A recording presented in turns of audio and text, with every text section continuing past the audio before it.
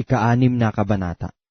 Pagkatapos ng mga bagay na ito ay naparoon si Jesus sa kabilang ibayo ng dagat ng Galilea na siyang dagat ng Tiberias. At sumusunod sa kanya ang lubhang maraming tao sapagkat kanilang nangakikita ang mga tanda na ginagawa niya sa mga may sakit. At umahon si Jesus sa bundok at dooy naupo siya na kasama ng kanyang mga alagad. Malapit na nga ang Paskwa, na pista ng mga Hudyo. Itinanaw nga ni Jesus ang kanyang mga mata, at pagkakita na ang lubhang maraming tao'y lumalapit sa kanya, ay sinabi kay Felipe, saan tayo magsisibili ng tinapay upang mga kakain ang mga ito?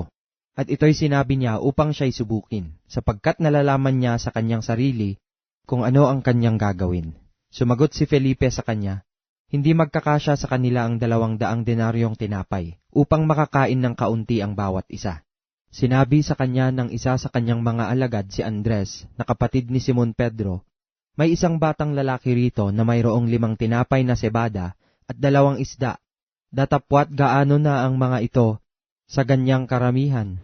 Sinabi ni Jesus, inyong paupuin ang mga tao. Madamo nga sa dakong yaon. Kaya't nagsiupo ang mga lalaki na may 5,000 ang bilang. Kinuha nga ni Jesus ang mga tinapay at nang makapagpasalamat ay ipinamahagi niya sa kanilang nangakaupo. At gayon din naman binigyan sila ng mga isda kung gaanong ibigin nila. At nang sila'y mga busog ay sinabi niya sa kanyang mga alagad, pulutin ninyo ang mga pinagputol-putol na lumabis upang walang anumang masayang.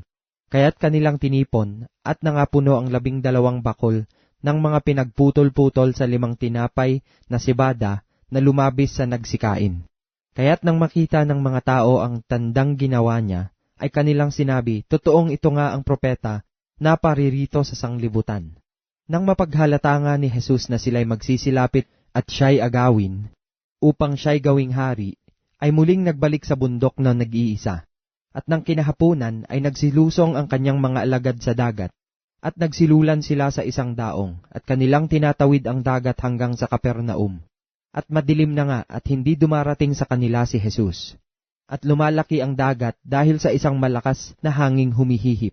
Nang sila nga'y mga kagaod na, nang may 25 o 30 estadyo, ay kanilang nakita si Jesus na lumalakad sa ibabaw ng dagat, at lumalapit sa daong, at sila'y nangahintakutan. Datapwat sinabi niya sa kanila, ako nga, huwag kayong mga takot.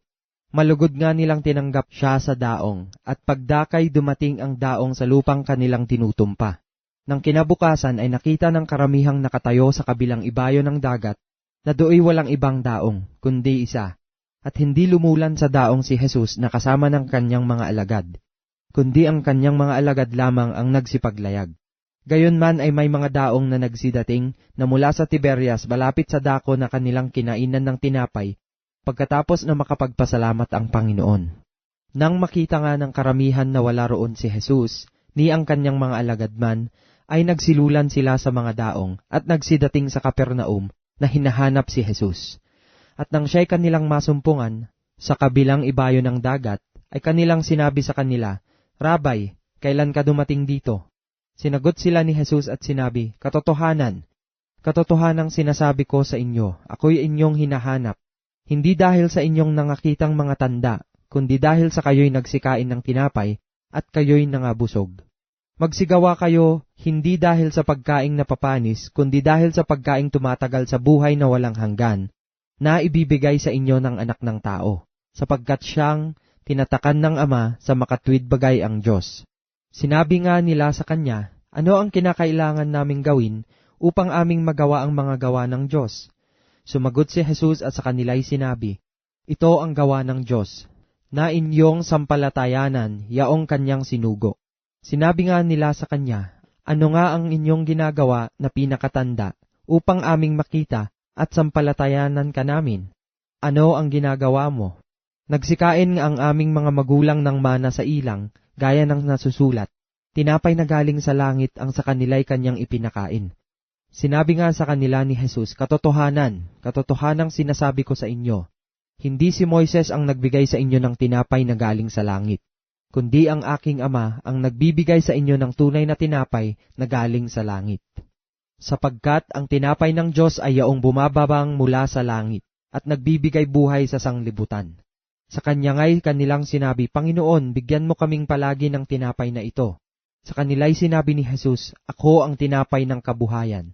Ang lumalapit sa akin ay hindi magugutom, at ang sumasampalataya sa akin kailanmay hindi mauuhaw. Datapwat sinabi ko sa inyo, na nakita ninyo ako at gayonmay hindi kayo nagsisampalataya.